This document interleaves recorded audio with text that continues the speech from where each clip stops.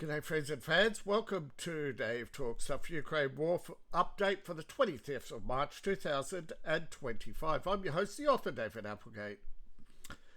I shall continue to bring you unbiased news from both sides of the front, regardless of the opinions of others. The fact is, it appears Russia has increased its drone and missile attacks on Ukraine and has introduced and fired for the first time a new cruise missile into Ukraine. It has been previously testing this for the last few months. This, you may have heard of it. It is a long-range hypersonic cruise missile, air-launched like most of them, but it does actually have tube launchers. Now, they have struck multiple targets across Ukraine. Now, the thing is, here's the difference. Ukraine air defenses have failed on multiple occasions, despite all the cope, right? They say, oh, we shot down this many. No, you got the decoys, right? Over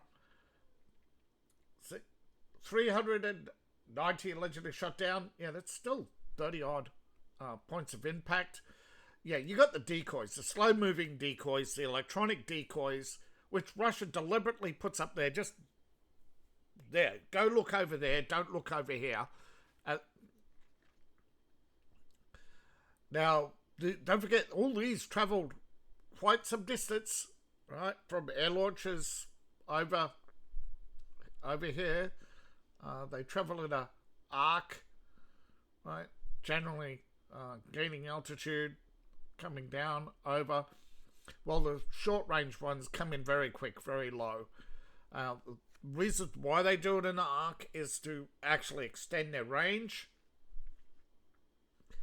Okay, so near Hulapol they've had clashes. They've been fighting since yesterday. They haven't stopped. Now, according to Russia, they've hit multiple depots and truck stops and supply depots, including apparently putting a drone into an underground bunker near the front lines. Meanwhile, they're increasing the pressure on the front lines. Now, in most places, the front lines have held. Again, Lyman has held despite multiple attacks through the day. However, the Russians have advanced. The Seversk front has advanced again. Now, this is the only advance reported by Ukraine today. Now, as we go around the front, there is a lot of activity, though, and a lot of coup and sieve from Ukraine. Now, yesterday, after I finished the video, the Russians launched another attack on Zhalaknichny. That did not succeed, though they are still fighting there. And they're still fighting in many places. And yeah, they could, as you can see, yeah, most of so it's a very stagnant front line now, but Russia is hitting Ukraine hard. Now, here's the new missile. I'm not going to even try to pronounce. Izdeli 30. It's a air-launched cruise missile. It is faster than the Kinzhal. There it is. It is actually launched by the Tupolev 160, the White Swan. Now, as you can see, it's not a small missile. It's a large flying torpedo. And recently, Ukrainian defense-linked sources report that Russia has begun.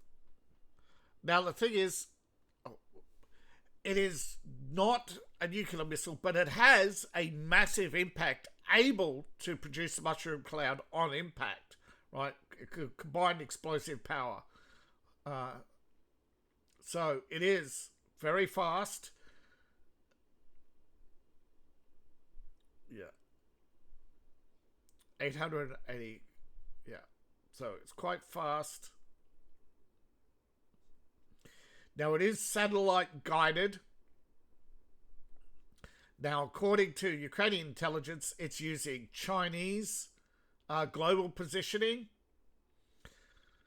Now, there are only 2 aircraft fitted to carry this. It's like the Kinzhal's smaller. It can be launched by a Big 31. This is too big. It's almost, yeah. Do they mean per second? Let's just see. Which is for second. No, that's per hour. Right, let's see. Per hour? Yeah, per hour. Still fast for what's essentially a rocket drone. It is a drone. It is programmable though, and it's usually programmable, but it can be satellite guided. Now remember, Russians are not using. There she goes. She drops. Yeah. So 880 per hour. It is quasi terrain following. It's not that low. It uses new Russian technology designed to counter sanctions. Now, Russia's made it clear to China that they only want China to provide approved equipment, right? Anything other than approved equipment, anything that doesn't meet the Russian standards is thrown out. And that's why increasingly Russia's turned to India and North Korea. North Korean artillery is battle-tested, proven technology. Most of it is robust and well taken care of. After all, North Korea takes care of its guns more than its people. But as you can see for here, it is quite the impact.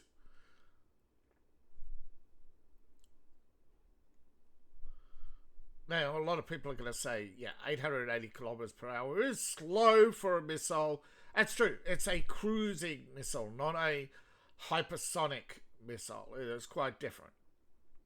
She rocks up on a target, uses micro-millimeter radar, but it mostly relies on high-altitude reconnaissance cameras, and these cameras are increasingly digital and providing all digitized information to the radar altimeter, and it creates a pattern and a program. So, like, you can see it actually does create a data set of numbers, and as it goes through, right, each number is a change in altitude, right? So the thing will change in altitude, keeping to, go up, down, keeping to that pattern, rhythmic pattern. But in that data set, it can actually go left and right. They can actually change their data set to a higgly-piggly, as long as every line of code has a number in it. Right? It has multiple maps, and it uses the same technology as video games to load as you go. So it loads a screen, but then it loads a half of one and a half of the next one, and then loads that. So it's constantly reading ahead into memory.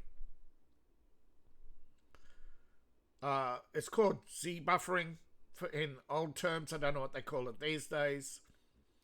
But it has a bit of a decision tree technology behind it as well. So it is actually to maneuver if there's any disruption to the system. But it also has a final destination programming. So if it's completely cut off, it'll still go to target. It knows what its target looks like and goes for it. And this is what makes it more dangerous, is that it's more precise than the Kinzhal. The Kinzhal, I think, was something like 3 meters.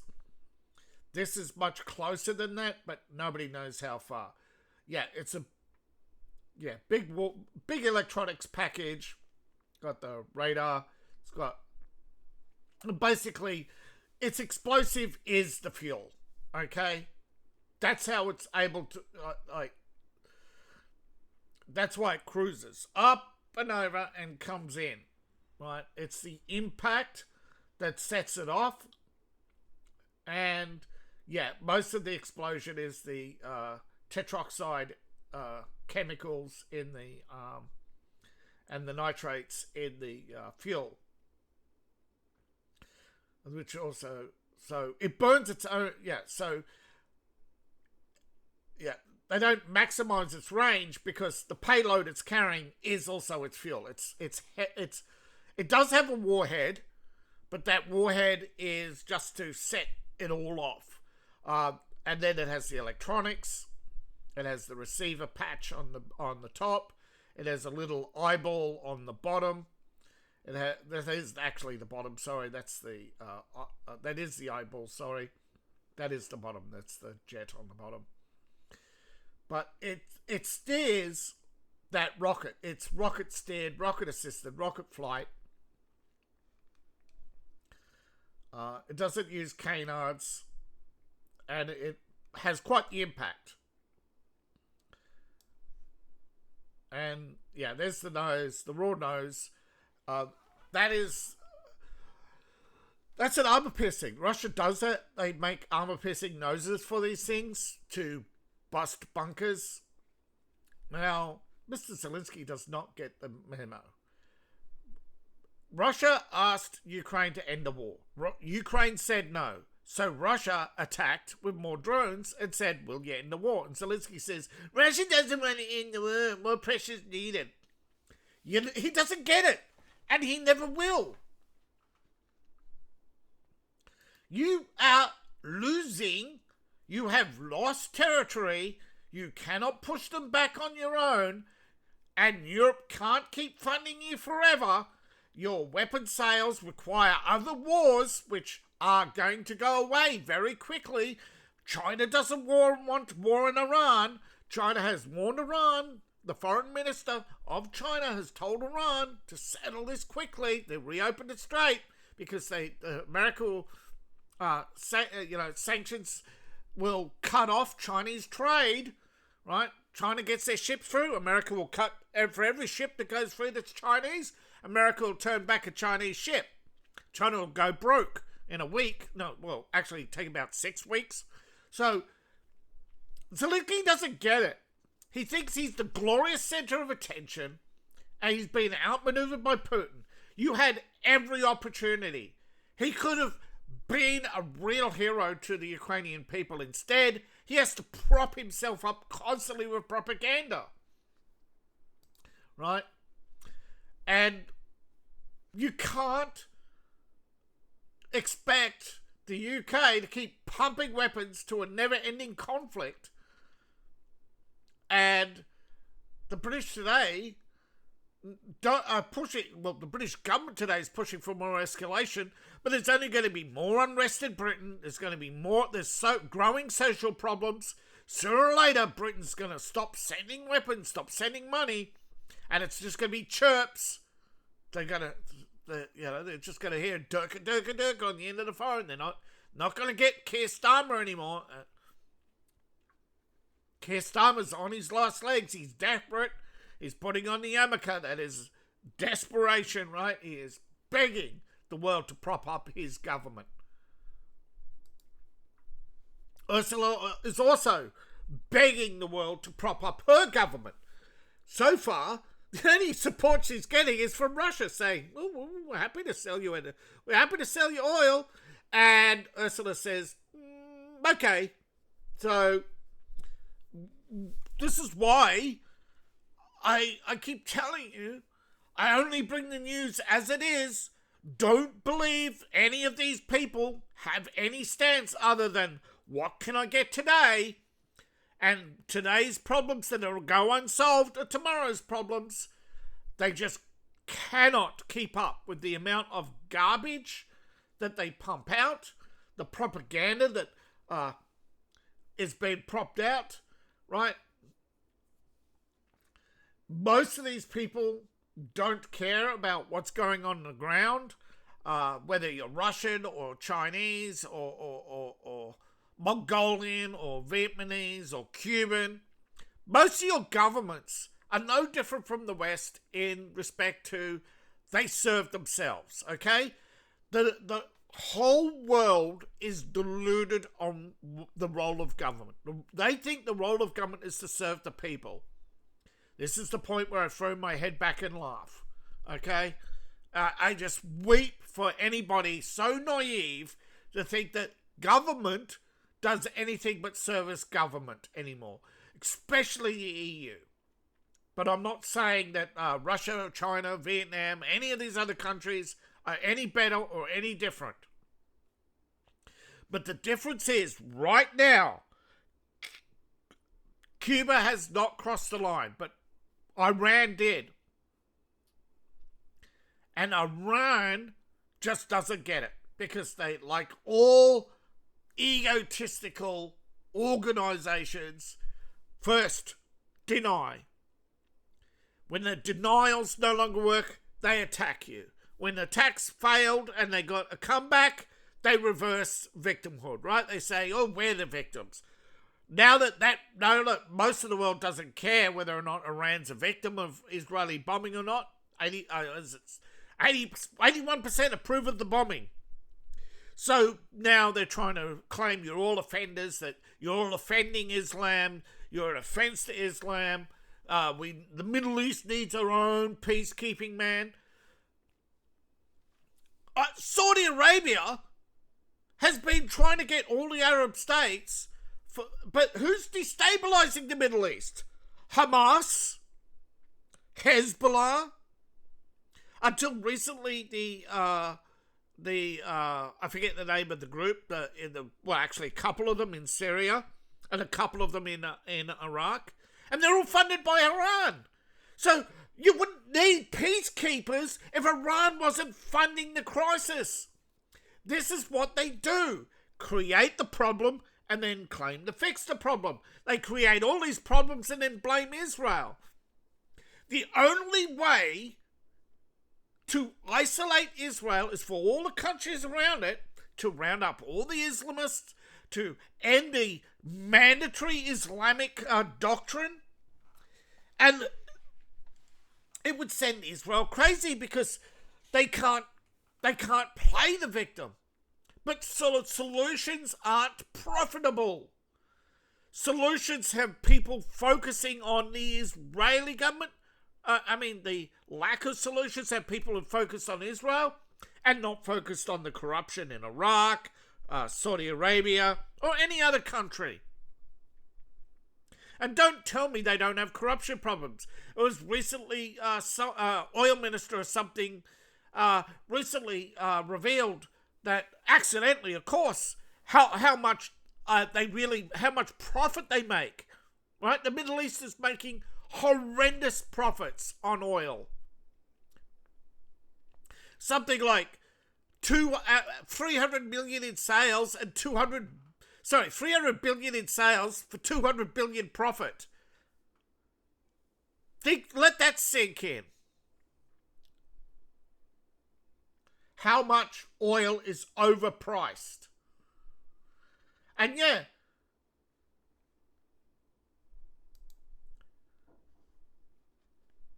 and you don't think there's spy agencies around the world feeding information to their markets?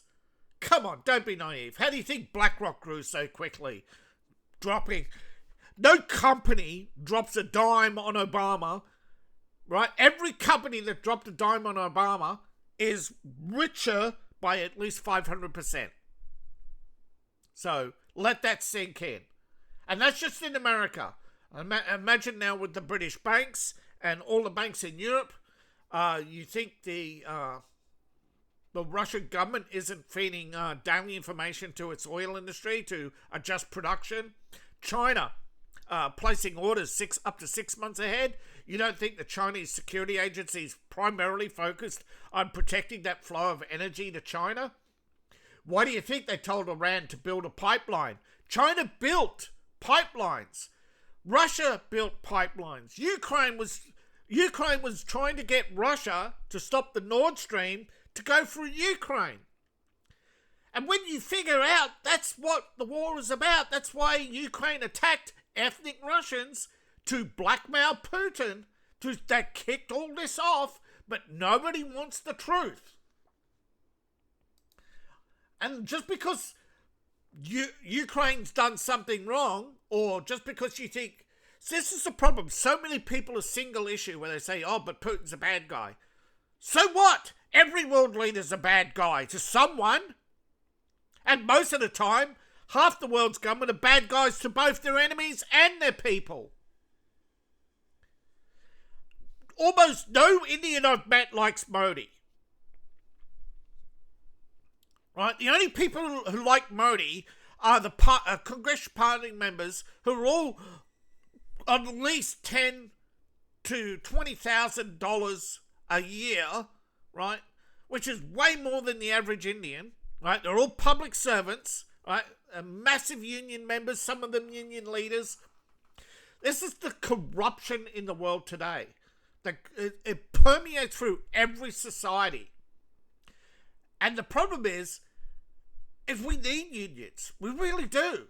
Workers need organisations. Now, Russia's strike on transport and infrastructure, they're not carrying out revenge attacks all the time. Now, yeah, I would say there are a few revenge attacks in there, and the Chechen leader, now he's made it clear he wants to put a knife in Zelensky's back, right? He's asked Putin to keep him alive. So, if anything happens, we'll see. But according to some people, it's only a mild infection. Okay, the Chechen leader is not in danger of dying. It's a mild infection. It happens to a lot of people on the battlefield. Dehydration is the biggest problem for soldiers, particularly over 40. Ukraine has got a lot of dehydration problems. Battle fatigue is often caused by dehydration. Now, Russia's launched a hell of a massive retaliatory strike on Ukraine for attack on Belgorod yesterday. And apparently it is aimed at primarily at fuel and energy facilities. But apparently they've also struck some transport facilities, including a military airfield for, apparently this is where stuff is airlifted from. Okay, like I said, Ukraine is doing a lot of airlifting to carry stuff across Ukraine fast by drone, because rail strikes, a lot of rail lines are cut now. There's been a lot of the rail yards being hit, taking out some of their engines. Now they're damaged, not destroyed. They've had diesel and oil fires. They have to be stripped, oil-soaked, repainted. Lots of stuff that needs before you can run them again. A lot of the wiring need to be rewired because all the wiring is burnt out. All the hoses have melted, coolants have burnt off.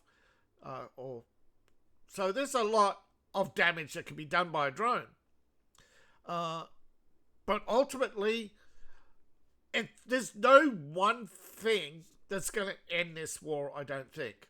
Every escalation's met by equal force. Russia can definitely escalate higher than Ukraine, but then Europe and America can fill that gap and go beyond.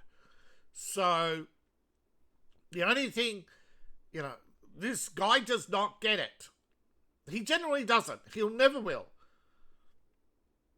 Now, he has instructed the negotiating team to continue.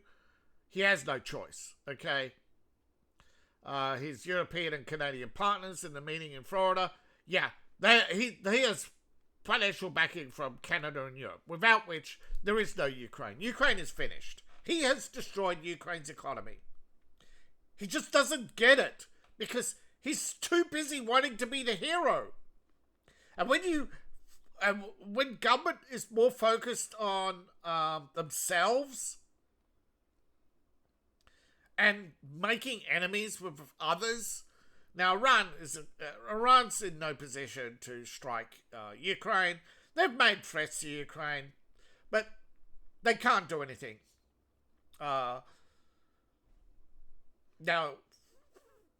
yeah, heavier daytime attacks and some nighttime attacks, but that's not a winning position to be in. So much for yesterday. Ukraine was saying Russia's on the ropes. Bang! They just went through your air defenses, not once, not twice, but 38 times. Your air defenses have been penetrated by high-speed cruise missiles. They weren't even hypersonic. If they'd been Kinzhals, a lot more would have got through. But Russia cannot make as many as fast as they want to. They are limited, and Ukraine and Russia and America, I think, America and all that have been sitting back and working out precisely Russia's production, trying to calculate this war to try and drag the Russian economy down so that Russia defaults and they can legally, right? As soon as Russia defaults on its debts, they're ready to sweep up and claim all the stocks, all the bonds, all the stuff they're holding in escrow, all the thieving that goes on, all the corruption. Just so many people are naive to think that finance is a clean... No, it's all about manipulating you into making a mistake, and Putin was lured into a war. That is beyond it. We have heard from many who claimed, no, Putin had no choice. Yes, he had a choice, right? He should have realised from the get-go China and India were playing him for a fool. China and India were secretly negotiating deals with supply of materials to Ukraine as well. They're all profiting. China and India, they're all profiting from Iran too. China's been screwing Iran out of what, trillions of dollars now? Over $1 trillion, sorry. And the Iranian government's taken it like a champ.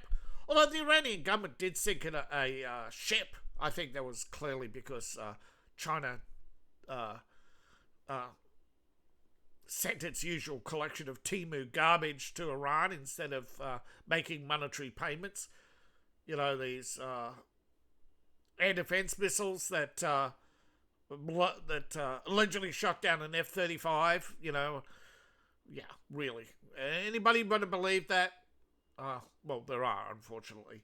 But it's the same thing in Ukraine right now. Russia doesn't want to shut down an F-16 because they believe they're NATO pilots, not Ukrainian pilots. They don't want to spark a wider war. And the F-16 pilots don't want to take their machines too close because they don't want to be the first one to die. Now, they've had a few Ukrainians die in crashes and a couple who got close to the front line getting shot down. And yes, the S-400's been used once, I believe. But no long range, it's only been a long range firing once that succeeded in taking down an aircraft, but it wasn't an F-16, it was a Su-27. All the F-16s so far have been classified as crashes, although one was a combat crash. That's when you crash during combat. They didn't say exactly what, but apparently it was down here in Zaporozhye where... Now, they didn't say when, so I don't think there's been any in the last month. I think these are just reports that are coming out too, because there's no other news, okay? There's less and less news every day. Ukraine is less and less transparent all the time. But they say there was an Iskander missile and some Kinzhals and that, but no, 5Ks, no. According to the Ukrainian Air Force, yet according to many other sources, they were actually all air-launched, 30 air-launched Odzelis. Now, the thing is, radar, the Ukrainian Air Force isn't going off visuals, they're going off radar. So maybe on radar, initially the air launch, they see an air launch and they just tick a box, right? Oh, it's going about this speed from this altitude, tick a box. So I'm not going to say it's deliberate misinformation. I'm not going to accuse Ukraine every time they make a mistake of misinformation. Though they do plenty of misinformation. So do the Russians. But again, the Kursk bridge stands. The Ukrainian attempts to penetrate air defenses, they're getting more and more getting shot down. Ukraine having launched over 200 projectiles in the last 24 hours.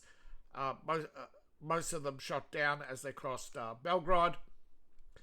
So there is no peace desire from both sides. But again, Russia's doing this because they claim it's revenge, and Zelensky's claiming that he's putting pressure on Russia to stop the war. So, yeah, it's like, in hindsight, put them in the same room, turn off the lights and just yell, fight, and close the door. I mean, just two go in, one comes out, and that's it, And don't think Zelensky, just because he's a young man, would take Putin out. And just because Putin's a trained killer doesn't mean he will always win. So this is a interesting what if. But and while Canada is willing to fund this war, I think more so than Europe, and merely to stick it to Trump. That's the problem. People are dying because people want to stick it to Trump. And there's plenty of reasons not to like Putin, particularly his ban on some animes. Some of the countries he supports. But you're never going to stop that if you just keep harassing Russia. It's going to take a long time for cultural changes. And Europe is not willing to do that. They're not willing because they think their liberal cult, right? The liberal cult thinks they can create a world kumbaya. And it's just sad. So thank you all for watching. Please like, share, and subscribe. Please support the channel. I really appreciate each and every one of you.